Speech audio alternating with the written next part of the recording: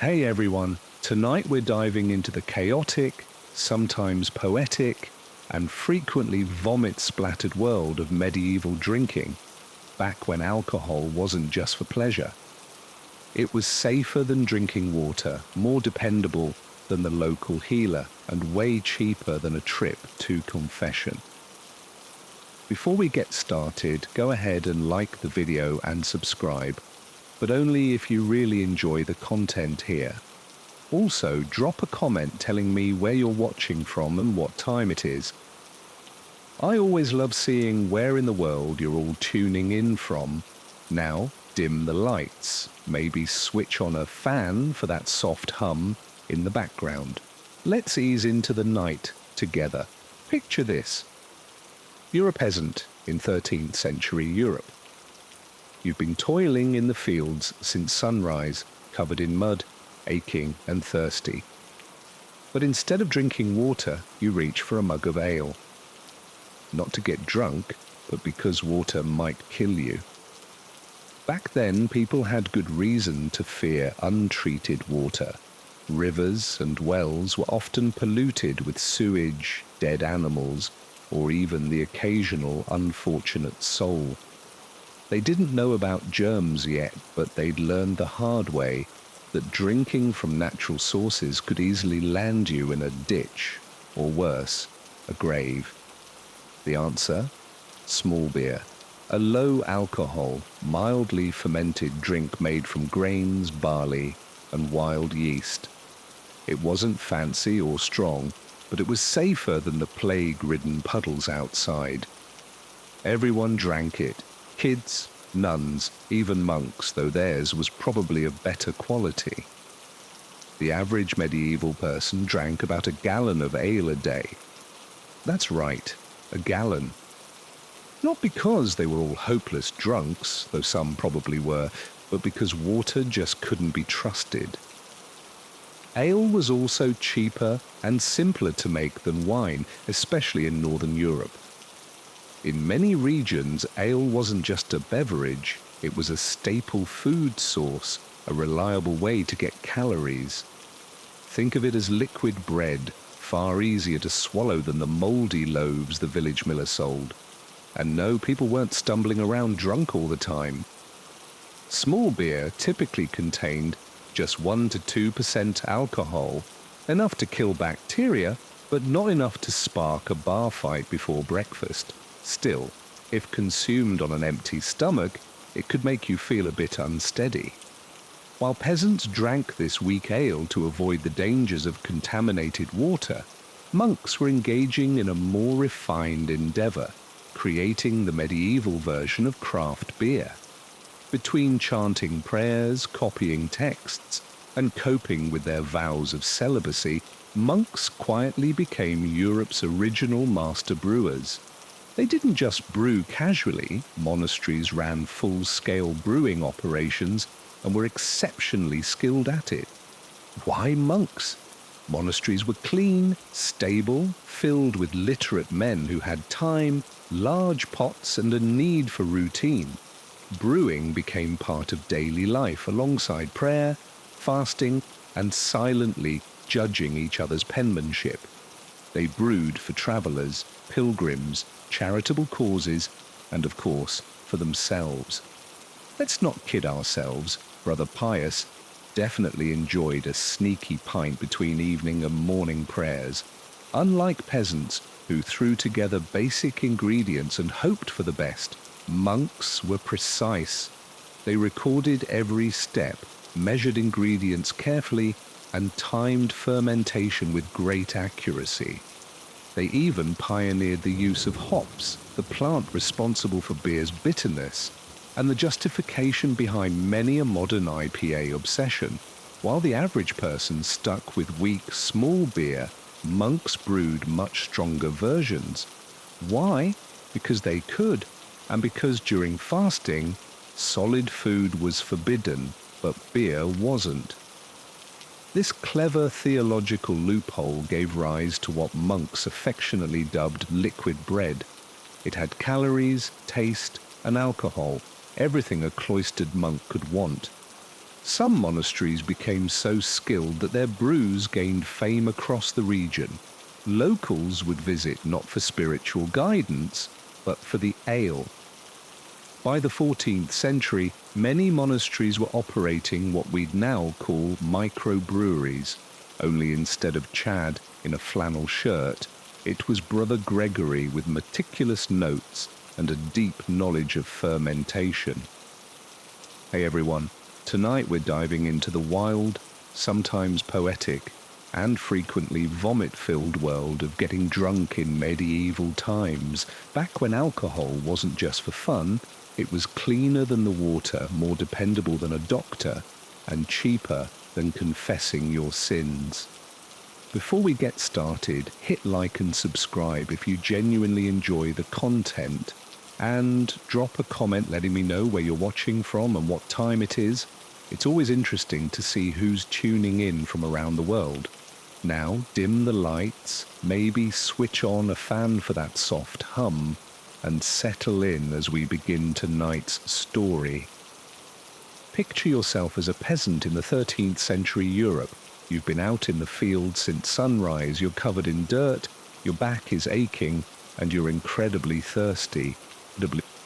But instead of grabbing some water, you go for a mug of ale, not because you want to get drunk, but because drinking water could literally kill you.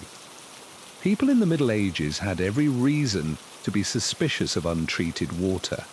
Rivers and wells often doubled as trash dumps for waste, dead animals, and sometimes even human bodies. They didn't understand germs yet, but they had learned the hard way that drinking from a stream could mean vomiting all night, or worse. So they turned to small beer, a weak, lightly fermented drink made from grains, barley, and wild yeast. It wasn't fancy or strong, but it was much safer than the plague-infested water outside. Kids drank it, nuns drank it, even monks drank it, though theirs was probably better quality. On average, people back then drank about a gallon of ale every day, not because everyone was an alcoholic, though some definitely were, but because they just didn't trust the water. Ale was also cheaper and easier to make than wine, especially up north. In many areas, it was more than just a beverage, it was a source of calories, like drinkable bread, and far easier to swallow than the old, crusty stuff the local miller called food. And no, people weren't stumbling around drunk all the time. Getting drunk in medieval times wasn't a one-size-fits-all affair. It had layers, like an unstable wedding cake, possibly with a goat napping underneath. At the base were the peasants. Everyday labourers in villages consumed small beer or weak cider, not for fun, but for survival. It provided calories, served as a safer alternative to water, and was one of the few affordable indulgences in lives filled with toil and taxes. They drank from wooden cups, clay pots, or even their hands if necessary. While intoxication wasn't always the goal, feast days often ended with someone passed out in a haystack, missing memories, and maybe a shoe. Climbing up the muddy social ladder brought you to the nobility, where alcohol signified status. Nobles drank wine, imported, extravagantly priced, and served in goblets large enough to wear. Their wine was often sweetened, spiced, or scented, the kind of drink that might smell like your grandmother's wardrobe. Court feasts were extended drinking sessions with multiple courses, endless toasts and speeches, long enough to grow a beard mid-sentence. Getting drunk at court was normal, even expected, as long as it was done with some finesse. Slurred Latin and stained robes were forgivable. Vomiting on the bishop, not so much. Then came the monks and clergy, living in a world of their own, celibate in theory, only occasionally sober in practice. Monks brewed beer, priests drank wine for religious reasons, which usually meant they were buzzed by evening prayers. Regardless of status, one rule applied to all: don't waste alcohol. It was precious, requiring hard work to produce, ferment, store, and transport, often by people who'd rather be asleep. You drank respectfully or risked public shame, like ending up in the stocks after fighting with the baker. Drinking served as a social equalizer. For the poor, it numbed hardship. For the rich, it boosted egos. Everyone got something out of it, whether it was a hangover or a tale worth retelling. So what did people drink to relax or make it through another day of ploughing fields, avoiding the plague, or paying church taxes? Let's start with ale, the true cornerstone of medieval drinking. It was unfiltered, flat, and often so thick you could practically chew it. Small beer usually had an alcohol content of just 1 to 2%, enough to kill germs, but not enough to spark a bar fight before breakfast. Still, drinking too much of it, especially without eating, could leave you feeling unsteady. While peasants drank weak ale to avoid contaminated water, monks were busy creating an early version of craft beer. Between prayers, copying texts, and wrestling with their vows of celibacy, monks were quietly becoming Europe's first master brewers. Monasteries weren't just drinking spots. They ran full-scale brewing operations and were excellent at it. Why monks? Because monasteries were clean, orderly, and full of literate men with spare time and access to large cooking pots.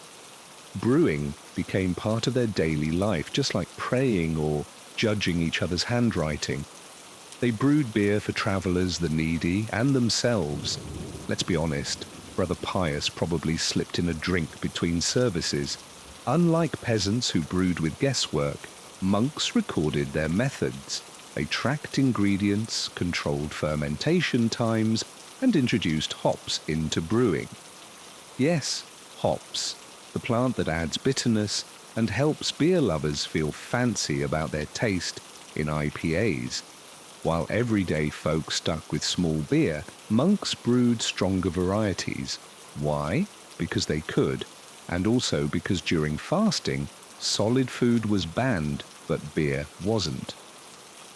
This clever loophole gave rise to liquid bread, full of calories, flavor, and alcohol. What else could a monk ask for? Some monasteries became so skilled that their beer gained regional fame. People came to monasteries not for spiritual growth, but for the drinks. By the 1300s, many monastic communities were essentially running micro-breweries, except instead of Chad in plaid, it was Brother Gregory with a tonsure and flawless brewing records. Getting drunk in the Middle Ages wasn't the same for everyone. It happened in stages, like a wobbly wedding cake with a goat sleeping under it. Starting at the bottom, peasants. Your typical village worker drank weak beer or cider all day, not to party, but to survive. It gave them calories, replaced questionable water, and was one of the few joys in a hard life filled with chores and taxes. They drank from wooden cups, clay jugs, or even their hands if necessary. While getting drunk wasn't the goal, feast days often led to someone waking up in a haystack missing memories and a shoe. Climb up the social ladder to the nobles, where alcohol was all about showing off. They drank wine, imported, ridiculously expensive, and served in goblets big enough to wear. It was often sweetened, spiced, or scented, because what better way to flaunt your wealth than drinking something that smelled like an old closet? Noble feasts were drinking marathons with course after course, constant refills and never-ending toasts. Being drunk at court was normal, even expected, but it had to look classy. Slurring Latin and stained robes were fine, vomiting on the bishop, less so. Then you had the monks and clergy, living in their own world, celibate in theory, sometimes sober in practice. Monasteries made beer and priests drank wine, mainly for religious reasons, which usually meant they were tipsy by evening prayers. But no matter your rank, wasting alcohol was a big no. It was precious. Every drop took effort to make, fermenting, storing, and carrying by someone who'd rather be resting. You drank what you had, and you respected it. Otherwise, you might end up brawling with the baker and locked in the stocks. Drinking was the great leveler of medieval life. It numbed the pain of the poor and boosted the pride of the rich. Everyone got something, be it a hangover or a legendary story. So what did medieval folks actually drink to relax or just survive another rough day of farming, disease, or church taxes? The answer starts with ale, the real staple of the time. It was unfiltered, flat, and sometimes so thick you could chew it.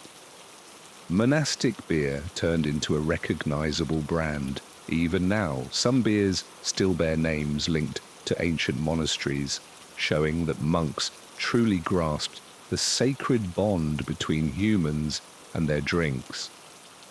Long before Instagram, Facebook, or ruining your life with a tweet, there were taverns. In the medieval era, taverns were the center of everything. People planned weddings there, struck deals, got into fights, and drank themselves into epic, legendary stupors. Taverns served as both workplaces and public forums. They were places to catch up on news, gossip about neighbors, debate taxes, or discover someone's secret excommunication. Think of them as medieval Reddit threads, with more beer and only slightly fewer trolls. The interiors were basic: dirt or straw floors, rough benches, an open fire, and a barkeep who may or may not have washed the mugs recently. The air was heavy with smoke, garlic, and remorse. On busy nights, you might stumble upon wandering musicians, dice games, or even a surprise pig auction between drinks. The drink selection was simple, mostly ale, sometimes cider, and wine if you had money or luck. But variety wasn't the point. People came for the wild, unpredictable atmosphere. For laborers who toiled from sunrise to sunset, taverns were more than watering holes, they were safety valves. Taverns also briefly broke down social walls. A peasant might rub elbows with a merchant. A clergyman could share a seat with the local blacksmith. And once in a while, someone might drunkenly start speaking Latin, and no one would stop them. Everyone was equal in the eyes of ale until someone spilled a jug and chaos erupted. Naturally, not everyone approved. Church leaders condemned taverns as sinful, and city officials tried to control them with about as much success as managing pigeons. Still, the reality remained. Taverns were vital. They held communities together, gave people a way to release stress, and offered a place to lose fights, money, and memories, all in a single night. In medieval Europe, how drunk you got and how much dignity you sacrificed usually came down to your social standing. Ale was made from barley, oats, or whatever grain hadn't been stolen by rats that week, and came in different strengths, ranging from small beer and light ale to regular, strong enough to make you hallucinate or spontaneously compose poetry. Then there was mead, the preferred drink for those wanting to feel a bit legendary. Made from fermented honey and water, it was sweet, strong, and popular at feasts, or with people who thought regular beer lacked drama. If ale was the village plumber, mead was the bard with a lute and an unsettling stare. Wine followed, mostly consumed by the wealthy monks and residents of southern Europe, where grapes were more common than morels. But medieval wine wasn't like today's Merlot. It was often sour, watered down and flavored with herbs, spices, or even seawater. Yes, seawater. Nothing screams sophistication like a wine that tastes like brine and regret. Cider and perry, fermented apple or pear drinks, were also common in orchard regions, sweet, slightly fizzy and dangerously easy to overdrink, especially if you were already a couple of tankards into your day off. Then things got strange. Some drank braggot, a strong medieval blend of beer and mead that could strip paint. Others preferred posset, a bizarre hot mix of curdled milk and ale, basically a frothy soup made by someone angry at cows. Sometimes people turned to medicinal brews like herb-infused wines. Wine or strong ale was served in large amounts and guests were expected to join in eagerly. Turning down a toast could be seen as rude, suspicious, or even unpatriotic, in some courts nearly treasonous. Toasts weren't just simple cheers, they were formal events with speeches, blessings, and sometimes passive-aggressive poetry. Each toast brought more food, more drink, and usually more bad decisions. Nobles drank from fancy cups, gold, silver, or carved horn, because even getting drunk had to be a show. Meanwhile, servants bustled around refilling drinks, clearing trenchers, stale bread used as plates, and quietly judging everyone. As the night wore on and people lost their inhibitions, the party often turned into a mess of singing, wrestling, and endless storytelling no one wanted to hear. Records even show people dueling mid-party over jokes or whose beard was more dignified. Then came the entertainers, minstrels, dancers, jugglers, or that one guy who did inappropriate shadow puppets after too much mead.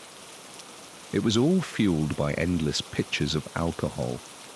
If things went well, you left happy, full of roast goose and joy. If not, you woke up under the table beside a jester and a broken lute, vowing not to drink again until next week. Feasts were a mix of disorder and booze. Alcohol was both the social glue and the fire starter. If you think beer pong is peak partying, meet the wild world of medieval drinking games, high stakes, loose rules, and a strong chance of injury. Getting drunk wasn't a byproduct of medieval social life. It was the goal. Games helped keep things going. These weren't organized contests with clear rules. They started with laughter and ended with someone passed out in the turnip bin. One common game was the toasting war, where people competed not in clever words but in how many toasts they could handle without slurring a tribute to the king's goat. Another favorite was casting the dice, played for drinks, money, or questionable favors.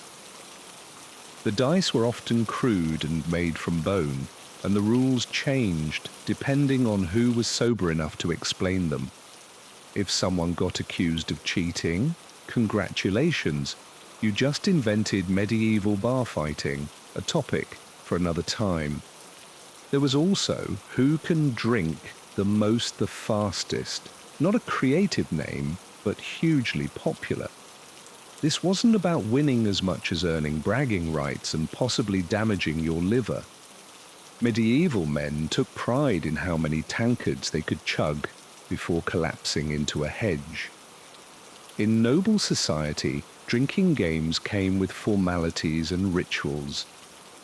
A lady might challenge a knight to drink a full goblet in her honor, which he'd accept with flair, perhaps even composing a short poem as he tried not to burp while rhyming.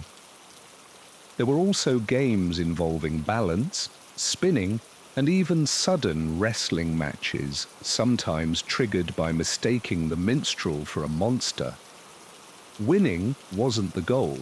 It was all about drinking more, laughing harder, and testing how much the furniture could take. In medieval Europe, drinking wasn't just allowed, it had religious backing. The church frowned on tavern brawls but approved of wine, especially in sacred contexts.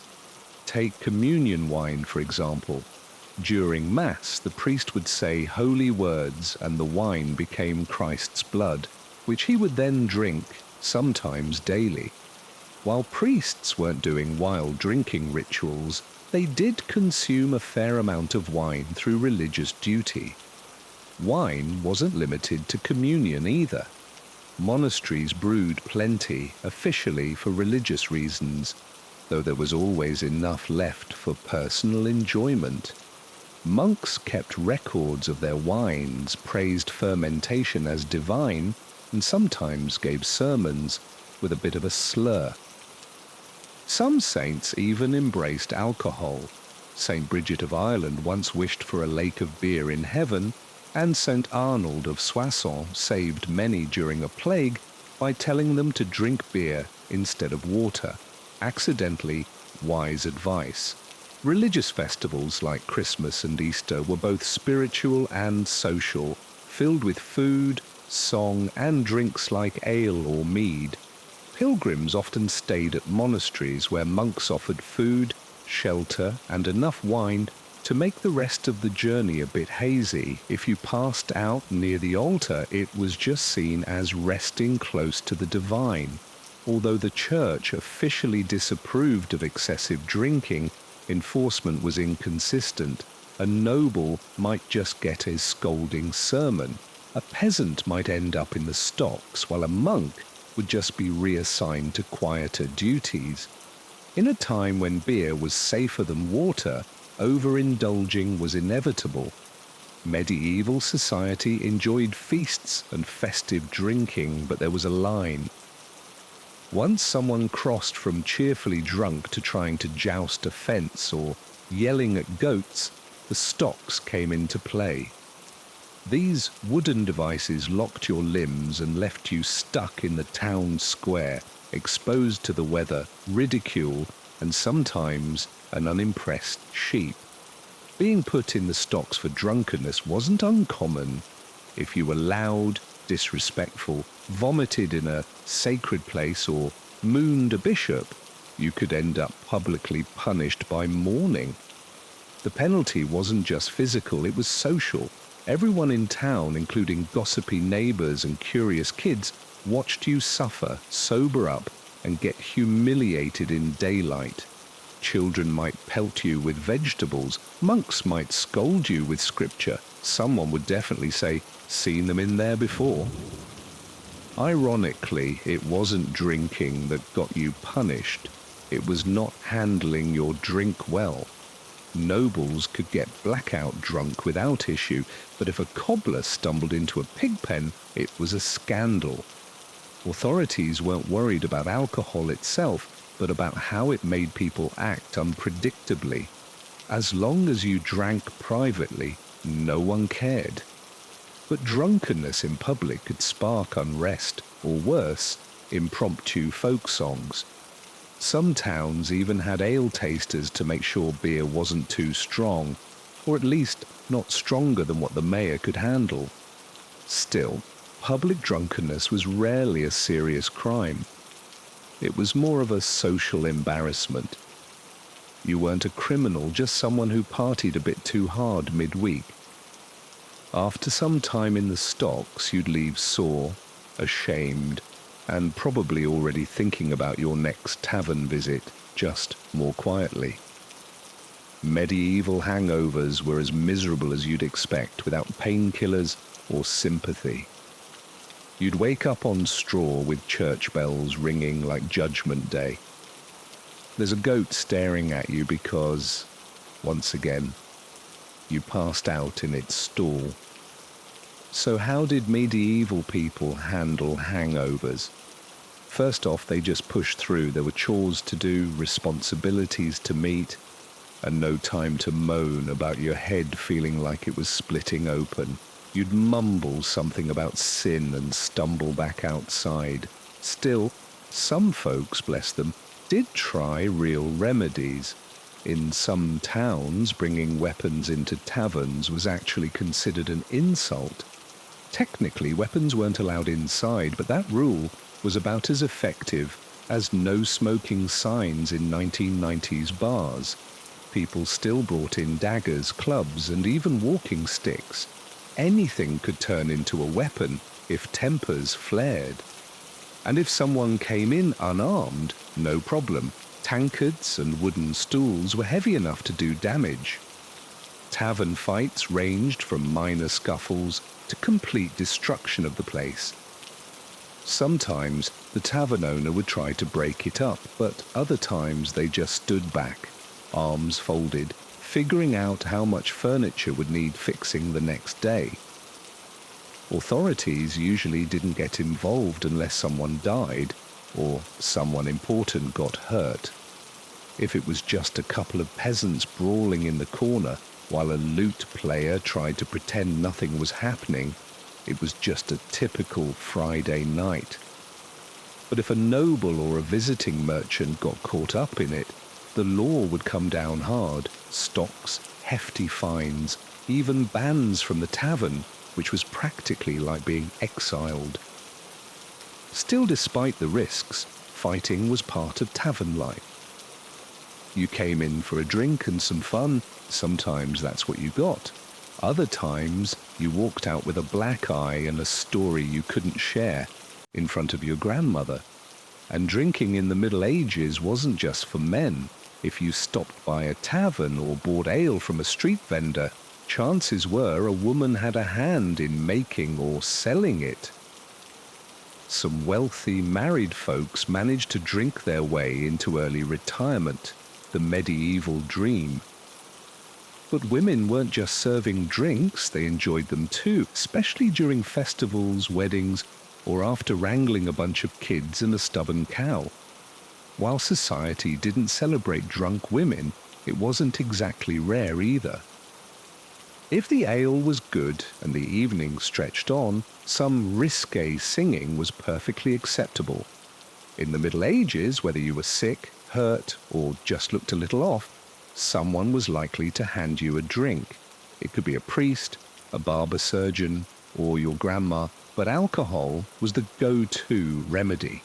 And honestly, it sometimes helped. Not because it cured anything, but because when you're dizzy, feverish, or bleeding from a jousting injury, a few drinks dull the pain.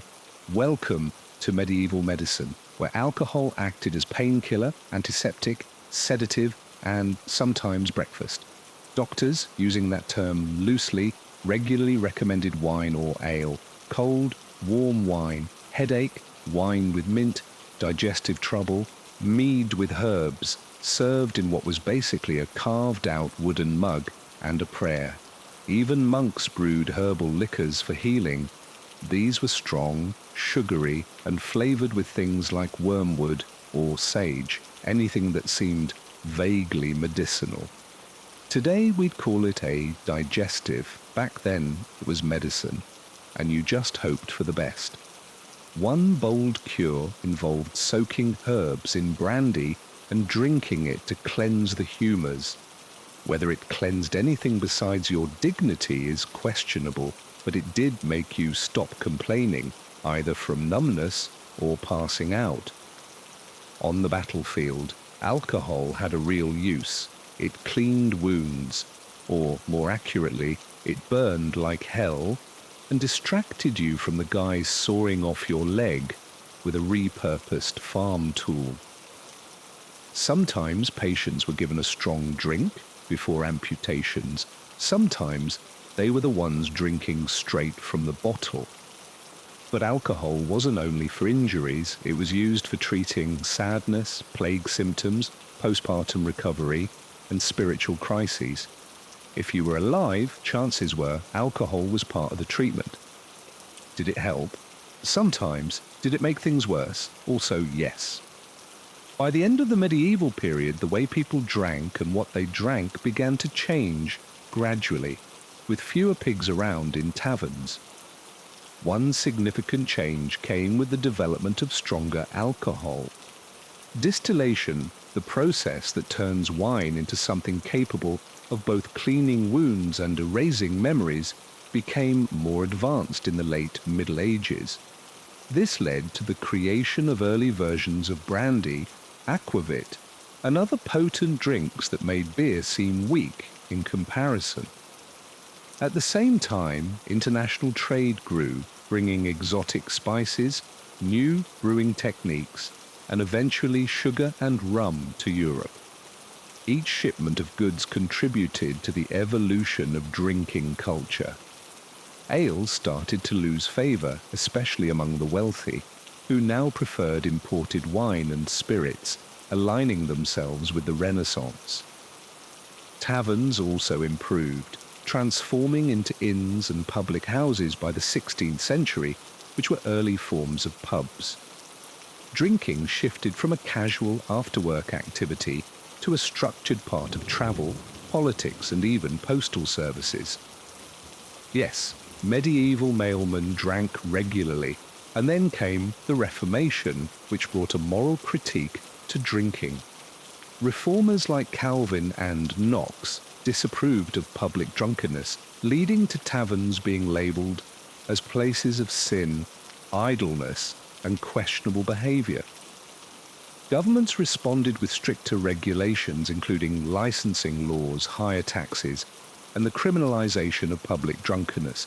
However, the desire for a good drink never disappeared. It simply adapted. Ale breweries were replaced by guilds and large-scale breweries.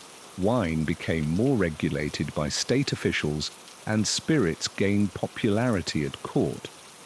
Over time, drinking moved from a necessity to a more social activity.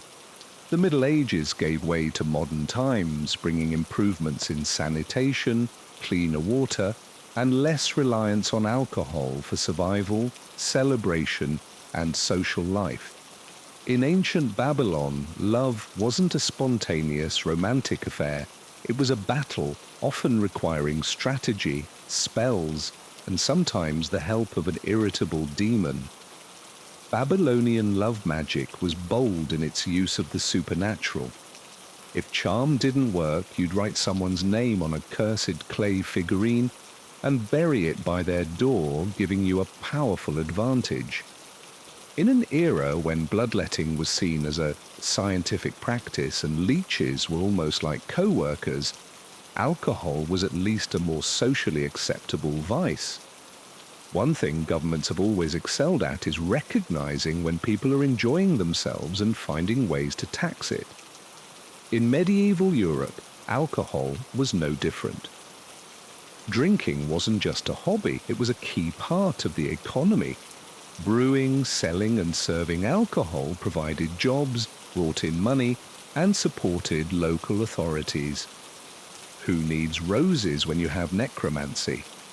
The Babylonians believed that love could be summoned or silenced through rituals and invocations. Ancient Mesopotamian tablets describe spells in which a priest or sorceress would call upon Ishtar, the goddess of love and war, to influence someone's desires. Ishtar wasn't exactly the gentle, harp-playing type. She once wiped out an entire mountain range after a breakup. So yes, she understood both revenge and passion. Some spells used personal items like hair, nail clippings, or drops of blood to bind the target's soul to the caster. These tokens were burned, mixed into oils, or sealed in cloth pouches. The pouches were then buried under doorways or hidden in beds to ignite desire in the target. That heat could lead to obsession or madness. But really, what's love without a few side effects? And it wasn't just about attraction. Babylonian texts also mention protective spells meant to repel unwanted advances. Roman law recognized love magic, but it wasn't seen as a crime of passion. Instead, it was categorized as sorcery and considered a public danger if it interfered with property rights or inheritance. Love was fun and playful until it caused serious consequences, like cursing a senator into celibacy.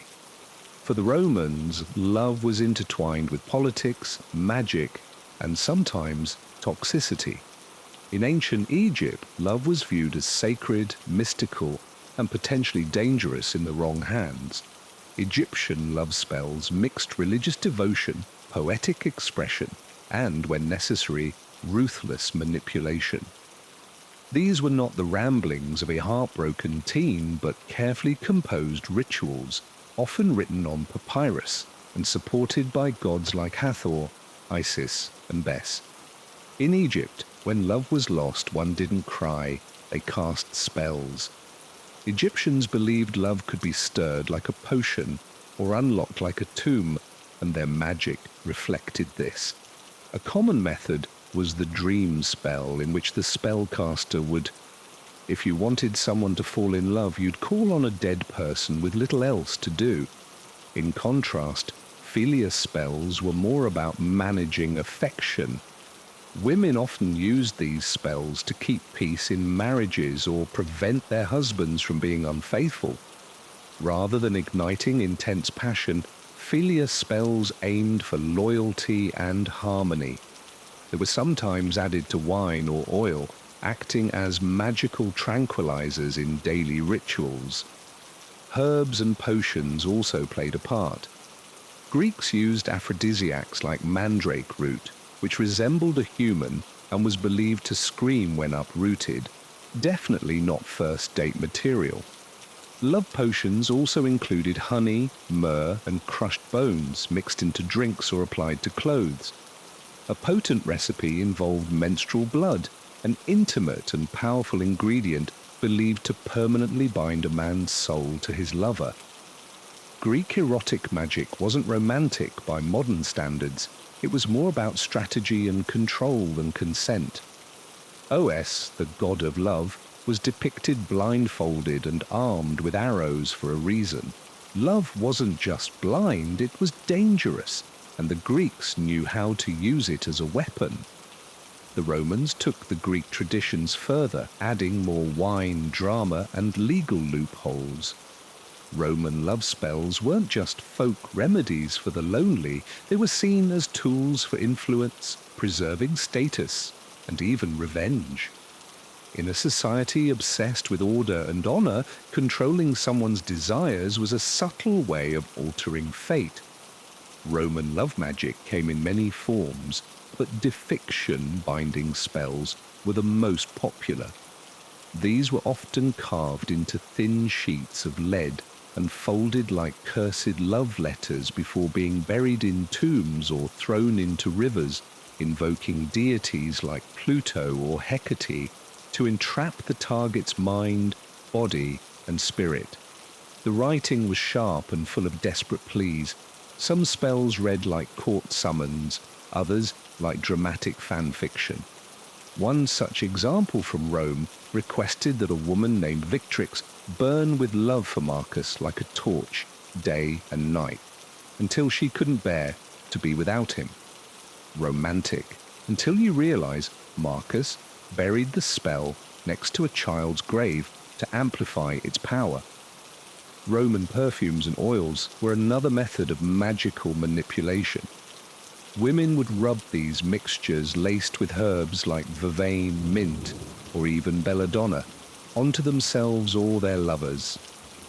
A woman who smelled sweet might not just be trying to impress, but subtly dosing her crush with a love spell. One particularly scandalous Roman tactic was Venus wine, a strong love potion containing animal parts, exotic herbs, and bodily fluids. Slaves and courtesans were rumored to slip it into their masters' drinks to shift the power dynamics. If the potion didn't work, at least the hangover could leave the target vulnerable. These rituals were meant as invocations. Love and desire were seen as natural reflections of divine intention, but that divine will could be swayed with the right chant, the right phrasing, and a properly empowered charm. The ingredients used blurred the line between healing, sorcery, and poison. You weren't just courting someone with flowers, you might be giving them a mix of hallucinogens, animal remains, and even your own bodily fluids. If dating today is messy, at least it rarely involves crushed mummy. In ancient love magic, ingredients weren't chosen for their flavor or scent, but for their symbolic and spiritual potency. The more powerful or forbidden the item, the more magical strength it was believed to hold. Bodily materials like hair, nails, saliva, and menstrual blood were common because they carried a person's essence. To enchant someone, you needed a part of them, or yourself. But some formulas reached beyond the personal. In Babylon, spells could include pieces of lion hide, crocodile fat, or feathers from nocturnal birds, animals thought to exist in the space between worlds. In ancient Greece and Rome, many so-called love spells were actually binding curses designed to overpower the will of the victim. Though they might be phrased sweetly, such as, "May she think of no other man but me," their methods were sinister. The aim was to break down a person's emotional independence, causing them to become obsessed, sleepless, and emotionally enslaved. And this was a form of psychological manipulation. These spells often targeted both the mind and body. A common Greek curse would call on the deities of the underworld to bind the victim's arms, legs, tongue, and even genitals, rendering them helpless unless they returned to the spellcaster. Lead tablets inscribed with these curses were folded tightly to symbolize the victim's sealed fate and placed in graves, wells, or crossroads, places where the human and divine worlds intersected. One infamous Roman curse begged Pluto to drive a woman mad with thoughts of the caster until she sought him out in the streets.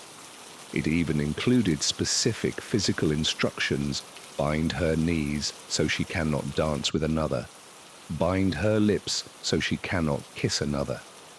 These curses weren't romantic, they were a form of emotional captivity, often involving ghostly forces. Some love curses even targeted a rival, redirecting the victim's passion to the caster while ruining the rival's chances. For example, a curse from Carthage made a woman's competitor suffer from hair loss, a decaying voice, and womb sickness, ensuring she would not be anyone's object of affection. Even in Egypt, where love magic often took poetic forms, curses were present. Some invoked lion-headed deities to tear apart the target's peace of mind until they submitted. Others used figurines of the victim, stabbing, burning, or breaking them while reciting verses to bind the person's heart to the practitioner. Despite these eerie rituals, love magic in ancient times was not always secretive. Much of it was woven into daily life, as common as brushing one's hair or pouring a drink. Magic wasn't something separate from reality, it was a part of it. In busy markets from Babylon to Athens, vendors sold more than just figs and perfumes, they also offered magical charms. Small amulets made from carnelian, hematite, or bronze were carried in tunics or sewn into clothing to attract affection or protect against unwanted advances. Some were shaped like phalluses, others like tiny hands or eyes, symbols believed to charm or ward off lust. A young woman might wear one to attract a suitor, while a wife might hide one under her mattress to ensure her husband's loyalty. Love magic also found its way into food. Meals were crafted with more than just flavor, they carried intention. In Rome, women would mix aphrodisiacs into sauces, serve honeyed wine infused with herbs, or offer bread kneaded with whispered spells. One Egyptian charm instructed the user to breathe into the cooking pot while saying the beloved's name 3 times. Dining became a slow seduction. each bite drawing closer to enchantment. Even cosmetics held magical properties. Ancient Greek women mixed special herbs into their eye and lip pigments, believing it made their gaze irresistible. A spell from the Hellenistic period directed a woman to recite lines from a hymn to Aphrodite while applying rouge, turning her daily beauty routine into a sacred act of attraction. Clothing, too, was magical. A Babylonian text suggested washing a garment in enchanted water before giving it to a lover, making the shirt itself a charm. If the lover wore it, the spell was said to tighten like a net. These small, intimate spells weren't reserved for sorcerers or aristocrats. They were for everyone. Yet, despite their seductive promises, ancient love spells often didn't work as expected, and when they did, the outcomes could be disturbing or even tragic. Although many spellcasters hoped for a blissful union, ancient texts warned that love magic often led to unexpected and terrifying consequences. A spell intended to bind a lover could also summon illness, madness, or divine retribution. In Greece and Rome, both philosophers and priests warned against tampering with others' wills. Theophrastus mocked those who relied on love potions, considering them foolish and desperate. And Pliny the Elder outright condemned love magic as dangerous superstition, suggesting its practitioners were either deluded or criminal. Even magical texts included warnings. Do not call upon this spirit unless you are prepared for what follows. What followed could be terrifying. One Roman story tells of a man driven mad by a failed spell, wandering the streets at night, calling out the name of a woman he no longer recognized. In another, a woman who used a potion to ensure her husband's faithfulness found herself the target of his obsessive and violent paranoia as he became convinced of her infidelity despite her intentions. Some spells even cautioned that the gods might turn on the user. In Egypt, invoking Hathor or Isis without proper offerings could anger the gods and bring misfortune instead of love. One recovered scroll warns, if she isn't meant to love you, your heart will suffer greatly. In other words, don't try to force love. Rivals could retaliate too. A targeted woman might hire another magician to break the original spell or curse the caster in return. These magical duels could escalate into prolonged hex wars, with spells exchanged over years. Defenses included protective charms, salt circles, and sacred words. Most unsettling, love spells often led to obsession rather than real affection. Victims felt drawn but emotionally hollow, physically attracted yet disconnected. Love became a compulsion, a ghost of true connection. Although Babylon's gods are silent and Roman tombstones are crumbling, the essence of ancient love magic lives on. It simply evolved, transforming into folk customs, whispered beliefs, and even modern self-help rituals. Consider love potions. Though science dismisses them, health stores still stock tonics, claiming to boost attraction, deepen intimacy, or increase natural charm. Ancient herbs like mandrake, damiana, and ginseng are still used in teas and oils to reignite desire. We no longer pray to Venus or Ishtar, but the longing to capture love remains strong. In southern Italy, folk customs still echo ancient Roman and Greek practices: red ribbons under mattresses, herbs sewn into clothes, and charms passed down from grandmothers reflect rituals once performed in temples and marketplaces. In parts of the Middle East and North Africa, elements of Egyptian and Mesopotamian love magic live on in discreet talismans and spells murmured while cooking. Even in pop culture, ancient love magic survives. Movies, books, and songs frequently feature enchanted lovers, whether a vampire bound by blood or a spell slipped into a wine glass. The love spell gone wrong remains a popular theme, echoing old warnings that forced passion can turn chaotic. Interestingly, modern psychology reveals similarities between ancient spells and today's attraction techniques, like mimicking body language, using scents to evoke emotional memories, or timing confessions for maximum effect. Perhaps ancient spellcasters were early psychologists, disguising mental tactics in sacred rituals.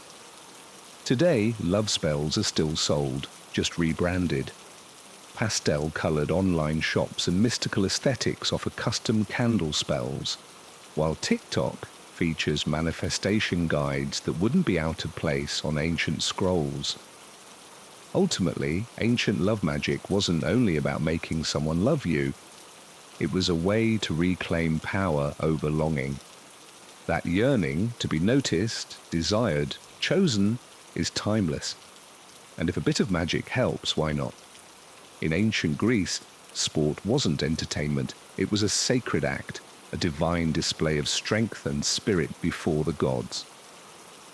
The Olympic Games, first held in 776 BCE at Olympia, a sacred site dedicated to Zeus, were a symbol of Greek culture.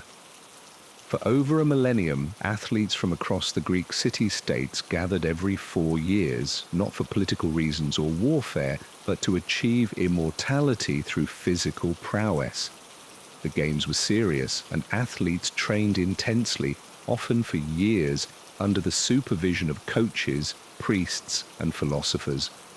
Before competing, they swore an oath to Zeus, committing to honest preparation and fair play. Violating this oath could lead to public punishment or disqualification, as honor was paramount. Greek athletes competed in the nude, a sign of transparency and a celebration of the male body. The original events were straightforward: foot races, long jump, discus, javelin, wrestling, and boxing. The pancration, a brutal combination of wrestling and boxing, was later added, where few rules existed and the fighting could be gruesome. Although deaths were rare, they weren't out of the question. Winning was about more than pride. Victors were crowned with olive wreaths, but their cities honored them with rewards like free meals, tax exemptions, and artistic depictions. Poets sang their praises and sculptors immortalized them in marble. For a brief time, they were seen as divine. And women, however, were excluded from the games, both as competitors and spectators.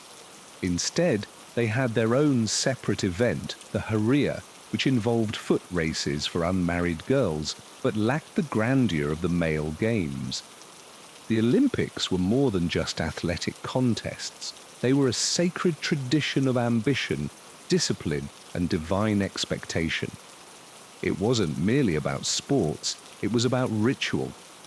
It was a tradition, a war without weapons. While the Greeks elevated sports to a sacred practice, the Romans transformed them into a brutal spectacle. In the Roman Empire, athletics meant violence, with the gladiatorial games being the ultimate display.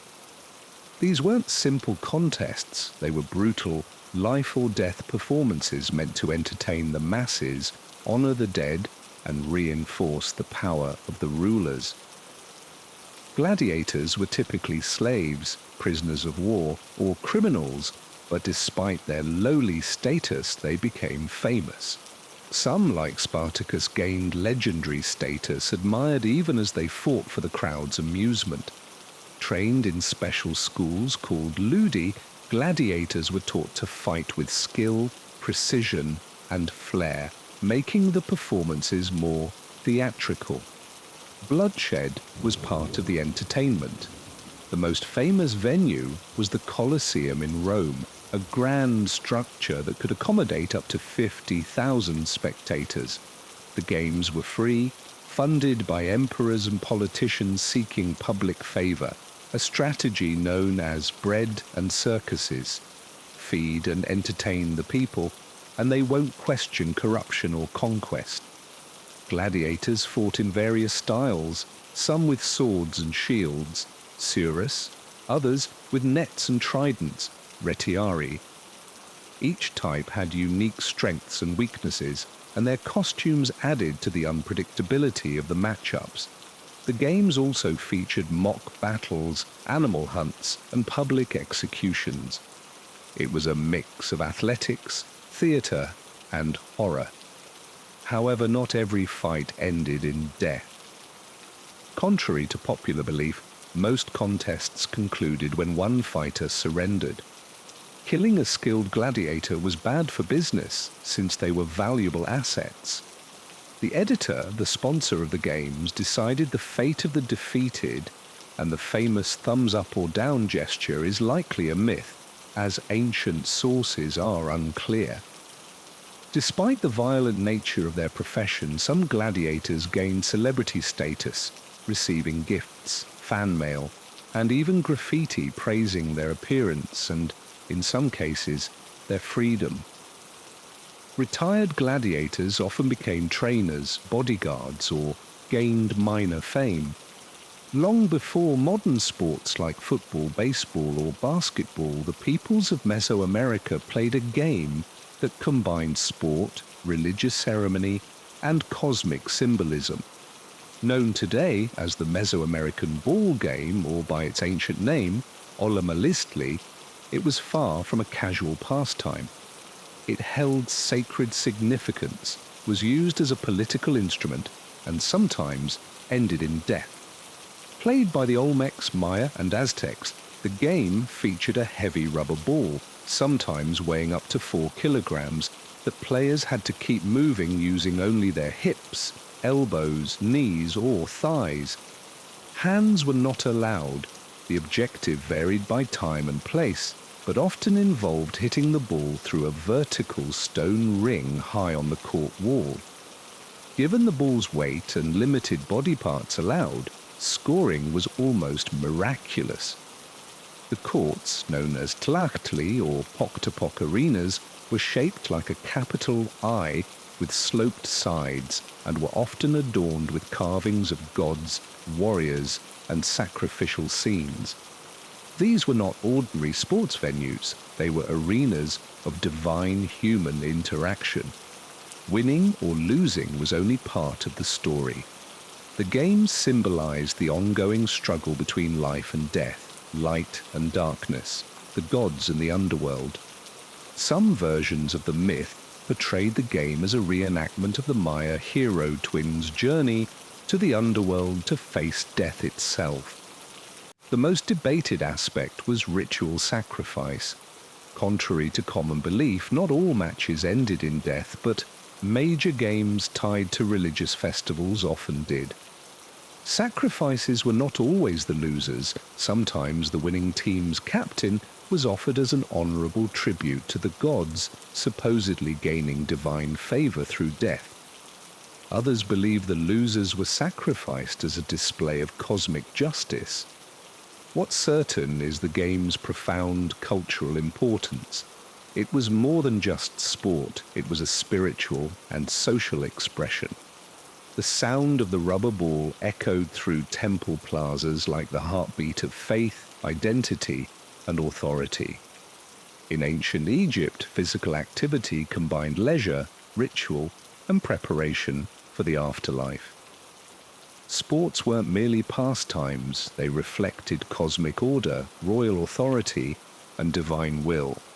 Though Egypt didn't have vast public arenas like Greece or Rome, it still valued athleticism with a spiritual meaning behind each movement. Wrestling was the most vividly recorded sport, with tomb paintings over 4,000 years old showing young men grappling and performing advanced moves similar to modern judo. These weren't for show, they were rigorous exercises that stressed discipline, control, and balance. Wrestling was commonly used to train soldiers and elite guards, but it also had ritual importance, symbolizing the eternal battle between order, Mahat, and chaos. Archery was another key activity, particularly for pharaohs. Depictions of rulers shooting arrows from moving chariots were not merely records of skill, but also political propaganda. A strong pharaoh was considered divinely chosen, and mastery of the bow was seen as evidence of divine favor and military readiness. During festivals, kings would demonstrate their abilities by shooting arrows through copper rings, cheered on by priests and nobles. Rowing competitions were also significant in ancient Egyptian culture, especially along the Nile.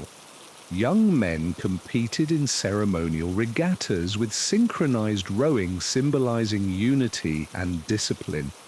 These events were more than just sports. They honored the gods and reenacted mythical journeys like Ra's solar bark crossing the heavens. For everyday Egyptians, sports included tug-of-war, leapfrog-like jumping games, and rhythmic dancing, which were joyful and communal. Children practiced balance and acrobatics, while laborers stayed fit through their work. Athletic games at festivals fostered community bonding and religious observance, merging physical effort with spirituality. Interestingly, Egyptian women participated more actively in sports than in many other ancient cultures. Wall paintings show female dancers and gymnasts performing at banquets and ceremonies, celebrating fertility and divine femininity.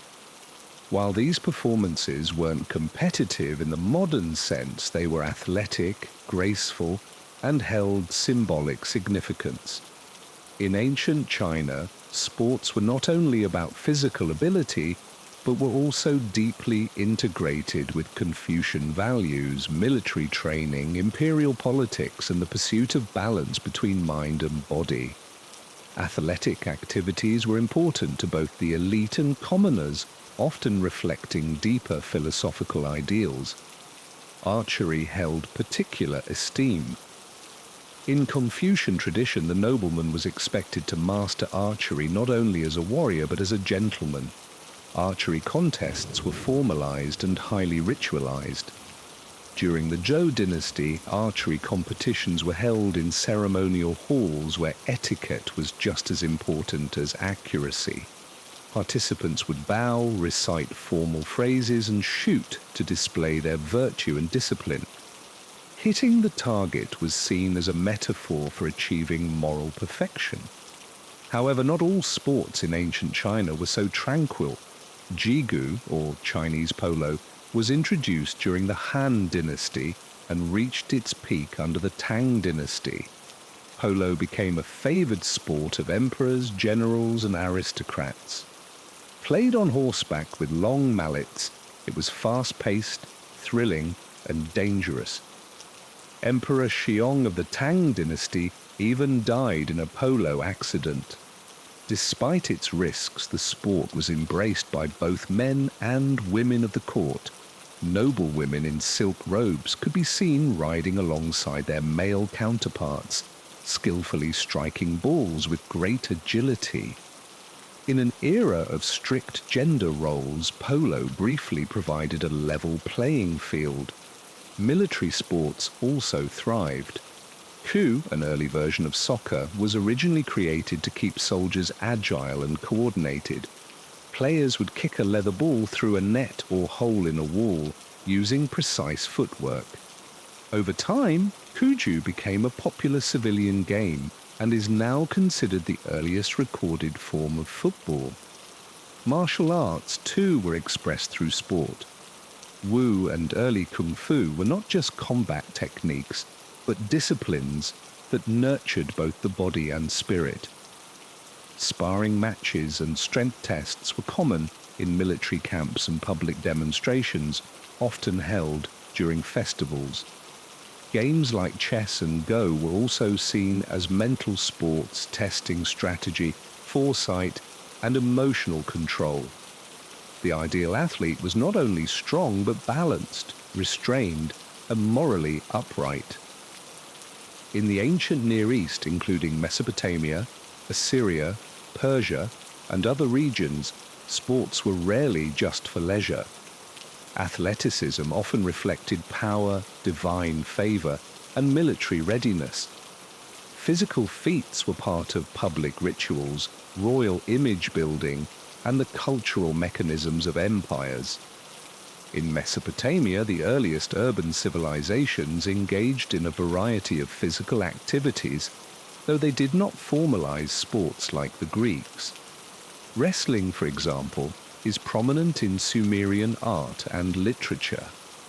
The Epic of Gilgamesh describes the hero wrestling a wild man in Keddu in a contest so intense it shakes the city's foundations, but the two eventually become lifelong companions.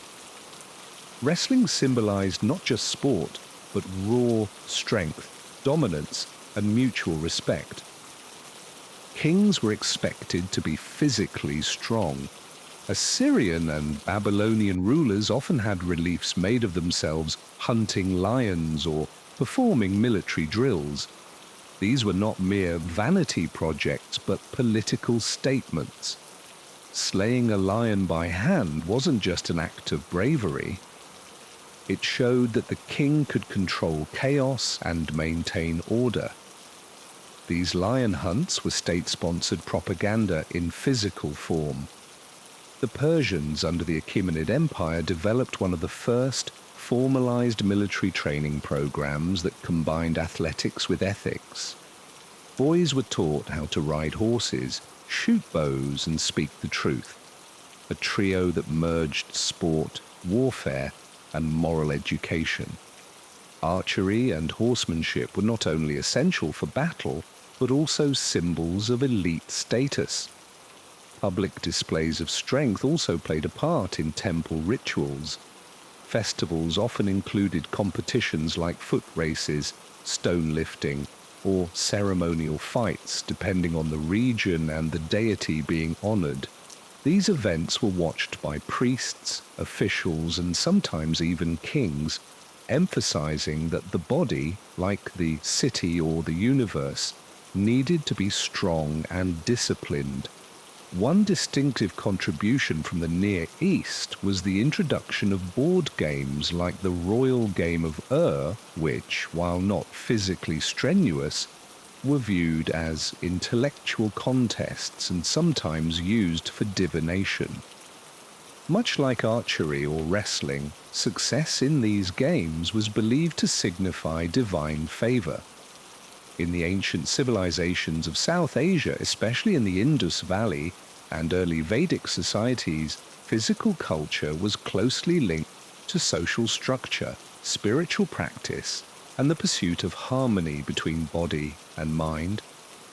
Although there is limited archaeological evidence of organized sports in the Indus Valley, findings from urban layouts, figurines, and later Vedic texts suggest that agility, strength, and discipline were highly valued.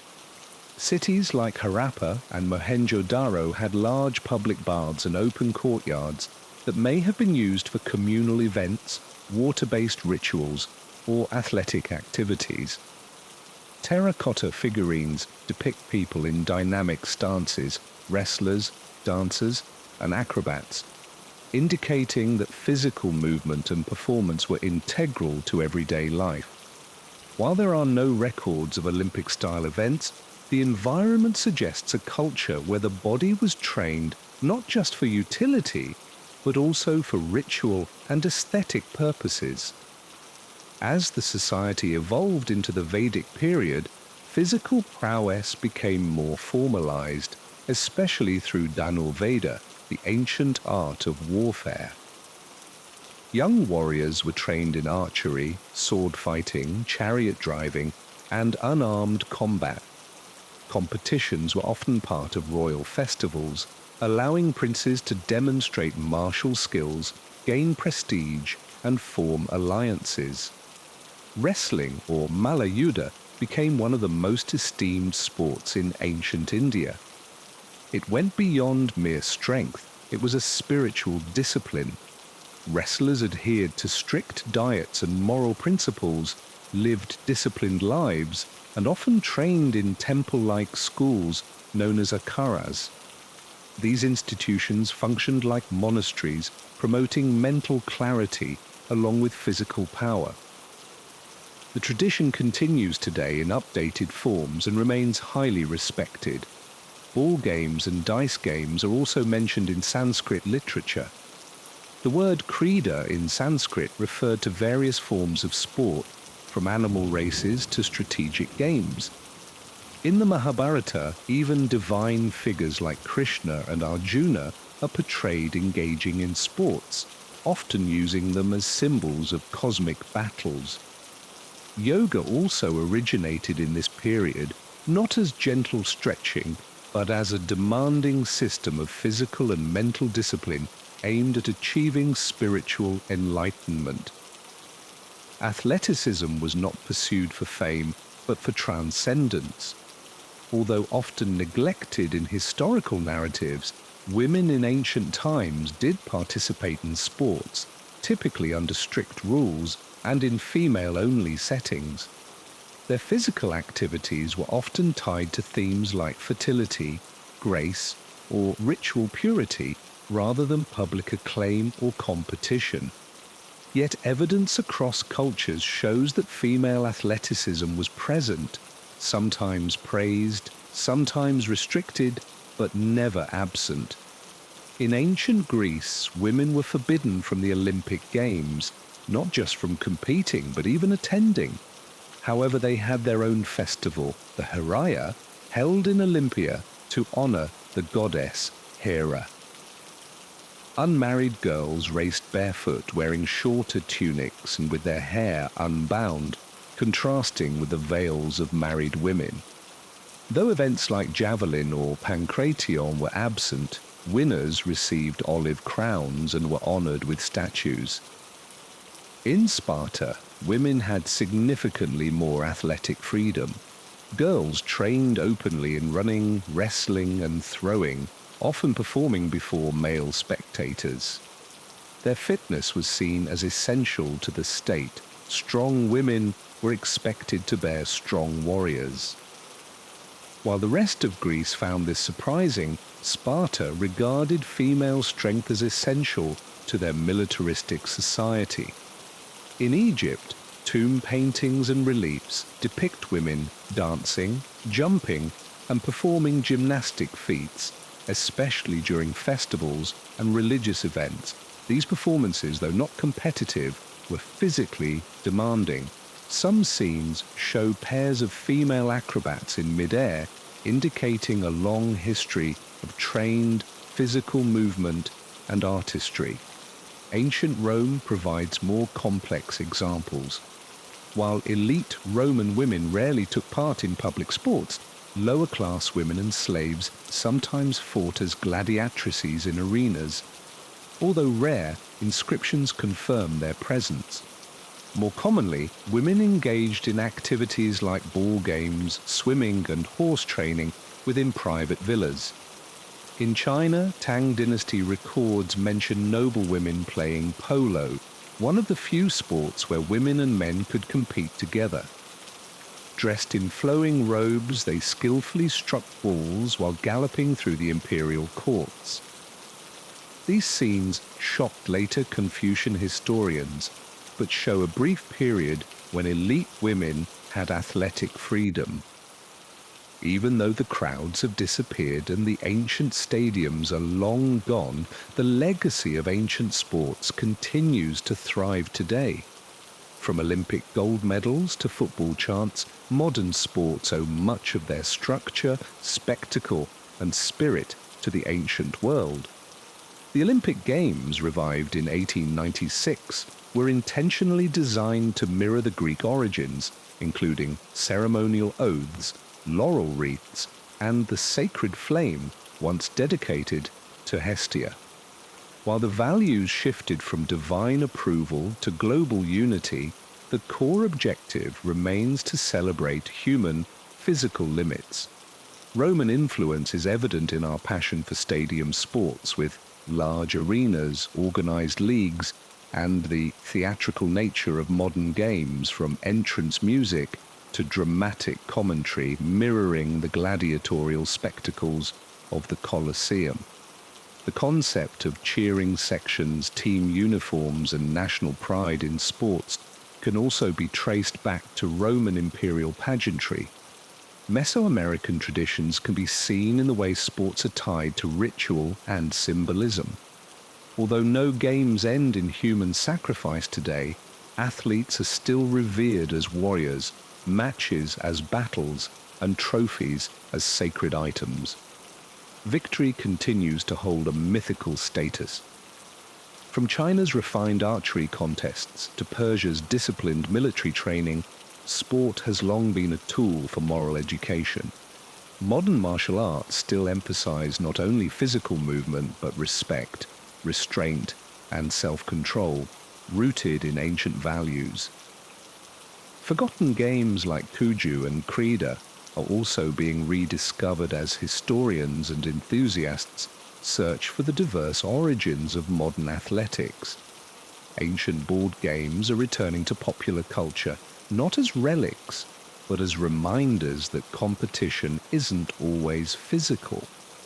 What stands out most is how the ancient world viewed sports as more than just leisure activities. They were political instruments, religious expressions, and forms of identity. Today, when athletes kneel, speak out, or represent entire countries, we see the same tradition of using sport as a narrative, a symbol of power, and a legacy. In essence, the ancient world didn't just create games, it created the idea that through sports, humanity could strive for greatness, not only in strength and speed, but in honor, meaning, and the eternal pursuit of something just beyond reach. Few visitors realize that beneath the elegant streets and famous landmarks lies a darker, silent version of the city. This hidden Paris, made up of tunnels carved into limestone and lined with bones, is the catacombs, a 200-mile underground network holding the remains of over 6 million people. The journey into the catacombs starts simply with a spiral staircase leading you away from the sounds of the living world. As you descend, the air grows colder and the light fades until you find yourself surrounded by walls made entirely of human bones, arranged with unsettling precision. Skulls are lined up like trophies, femurs interwoven in decorative patterns. Some tunnels even form shapes like hearts, crosses, and columns, morbidly artistic, yet eerily serene. Originally, the catacombs were not designed for visitors. They began as limestone quarries as far back as the Roman era. Paris expanded by utilizing the bones of the land, limestone for its buildings, churches, and bridges. By the 1700s, however, these abandoned quarry tunnels were repurposed for a different use. For nearly 1,000 years, the cemetery had been in use, piling up bodies over centuries in shared graves, often stacked 6 or 7 layers deep. As the population grew, so did the issue. By the 18th century, cemeteries like Saints' Innocents had turned into festering pits of decay. The stench was overwhelming, infiltrating homes, churches, and markets. People living near Saints' Innocents complained about the unbearable smell and frequent illnesses. Meat spoiled quicker, and water had a strange taste. In some reports, basement walls began cracking and leaking human remains. It wasn't just disgusting, it was a serious health hazard. In 1763, King Louis XV issued a decree banning city burials, but the church resisted, insisting that bodies should rest in sacred ground. By the 1780s, things had worsened. After a cellar wall collapsed under the pressure of rotting corpses, public health officials demanded action. The dead could no longer remain above ground. That's when authorities turned to the city's abandoned limestone quarries.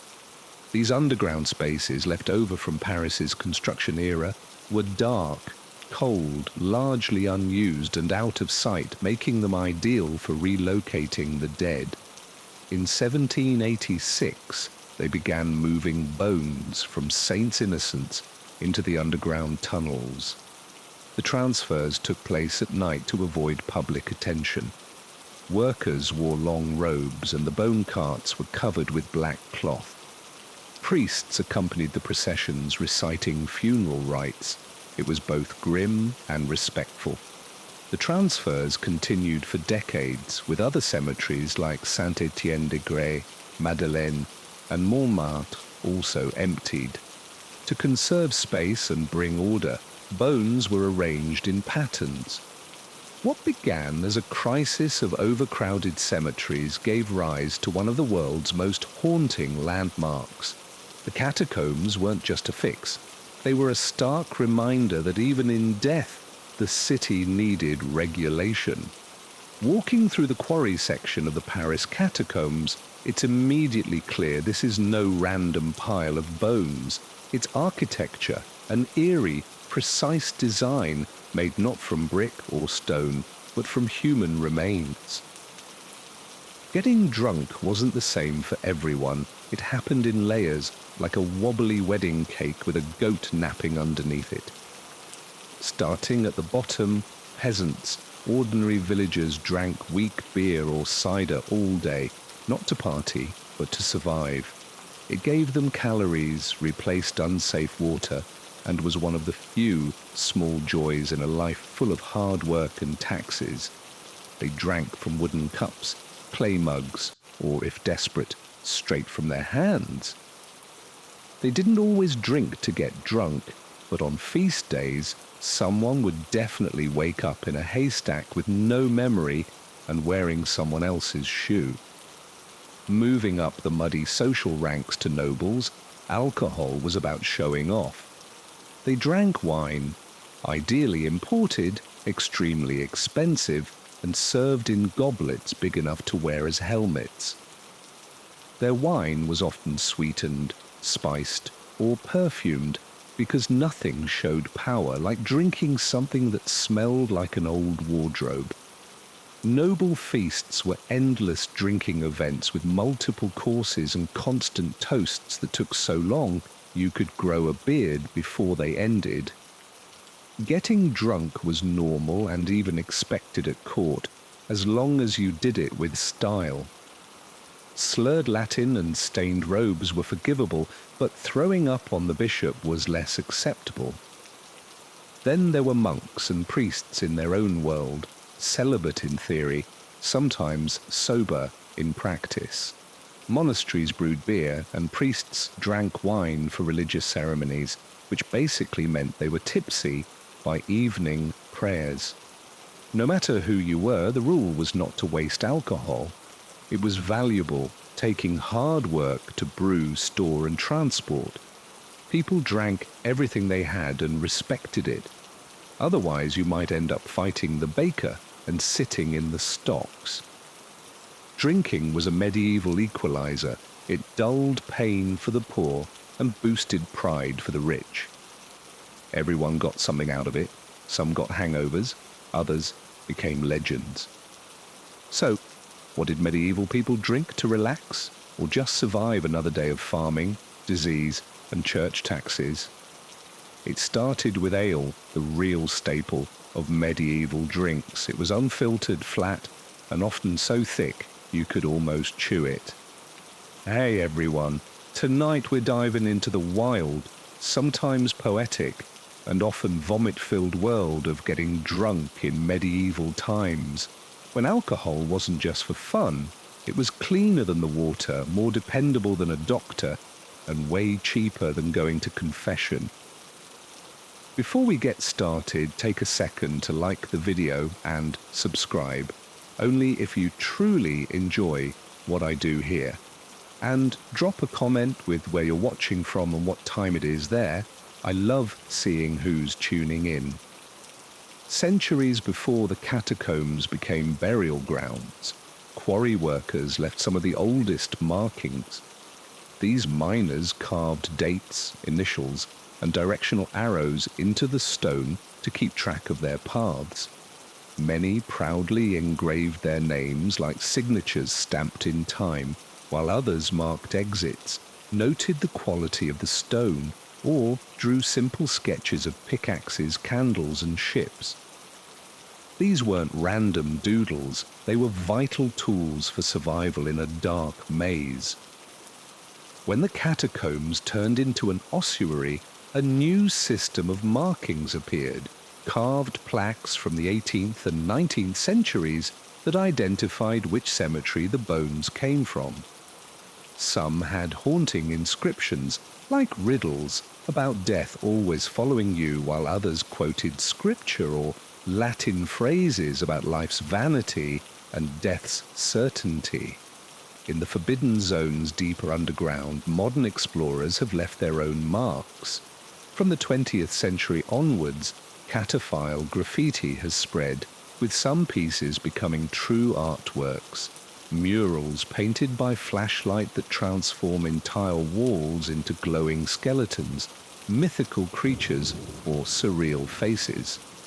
Other markings are practical, like arrows pointing to exits, nicknames carved into stone, or coded messages such as G.V. Chalik 30 men to Montourage.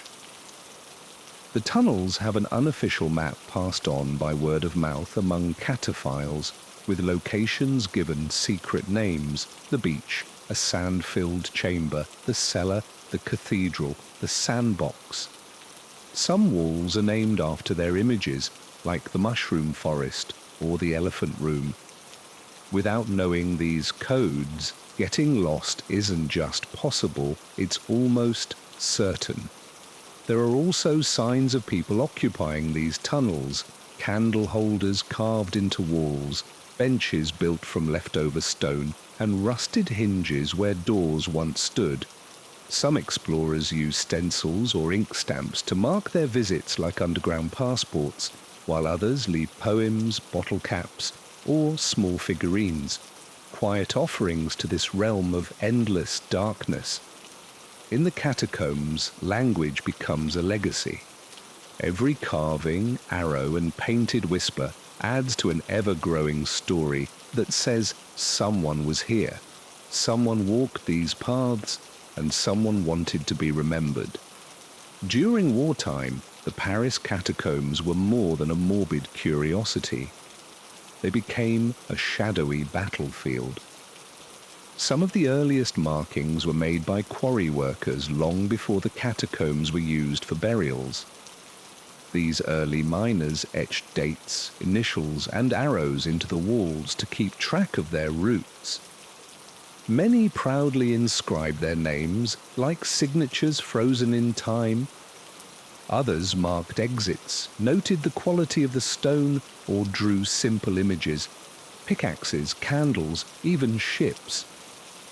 These weren't just casual drawings, they were essential survival tools in a dark labyrinth.